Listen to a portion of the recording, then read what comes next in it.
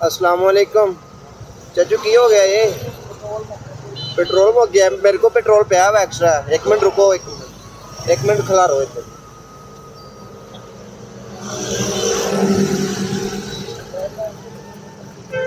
ਉਹ ਹਲੇ ਪਤਾ ਨਹੀਂ ਕਿੱਥੇ ਜਾਣਾ ਵਾ। ਪਿੱਛੇ ਸਮਾਨ ਵੀ ਲੋਡ ਕੀਤਾ ਤੁਸੀਂ। ਹੈਲੋ ਪੈਟਰੋਲ ਪਾ ਲਓ। ਹਾਂਜੀ ਪਾਓ ਤੇ ਸਹੀ, ਤੁਹਾਨੂੰ ਦੱਸ ਦਿੰਦੇ ਕਿੰਨੇ ਦਾ।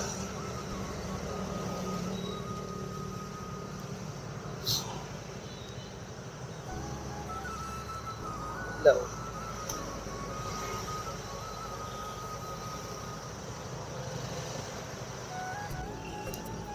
ਇਹ ਹੈ ਜੀ ਤੁਹਾਡੀਆਂ ਦੁਆਵਾਂ ਦਾ, ਬਸ ਤੁਸੀਂ ਦੁਆਵਾਂ ਦੇਣੀਆਂ ਹੈ।